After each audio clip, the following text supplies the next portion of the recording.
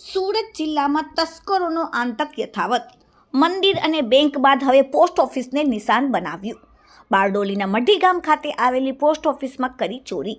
તિજોરીમાં drill મશીનથી કાણ ઉપાડી તિજોરીમાંથી ₹45,000ના રોકડની ચોરી કરી. સુરત જિલ્લામાં તસ્કરો પોલીસને એક બાદ એક પડકાર ફેંકી રહ્યા છે અને એક બાદ એક ચોરીની ઘટનાને અંજામ આપી રહ્યા છે. પહેલા ઓલપાડ તાલુકાના સિયાદલા ગામે આવેલા એક મંદિરને નિશાન બનાવ્યું.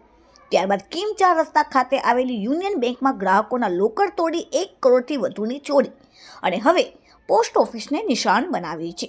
બારડોલી તાલુકામાં મઢી ગામે આવેલ પોસ્ટ ઓફિસમાં તસ્કરો ત્રાટક્યા હતા.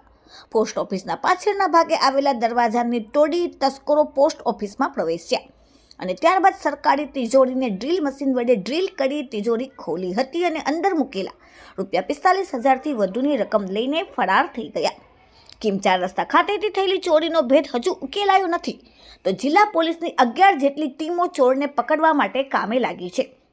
જ્યારે પોસ્ટ ઓફિસમાં થયેલી વધુ એક ચોરીએ પોલીસની ઊંઘ ઉડાવી દીધી. હાલ તો બારડોલી પોલીસે પોસ્ટ ઓફિસના પોસ્ટ માસ્ટરની ફરિયાદ લીધી અને આગળની કાર્યવાહી હાથ ધરી. Bureau report, daily India TV, Surat.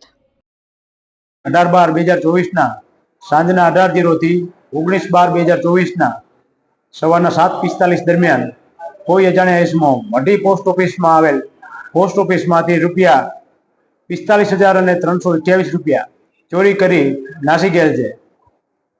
જે બાબતે મઢીના સબ પોસ્ટ માસ્ટરે ગુનો રજીસ્ટર કરાવેલ છે, જેની તપાસ ચાલુ છે અને આરોપીને શોધખોળ કરવા માટે પ્રયત્નો ચાલુ છે.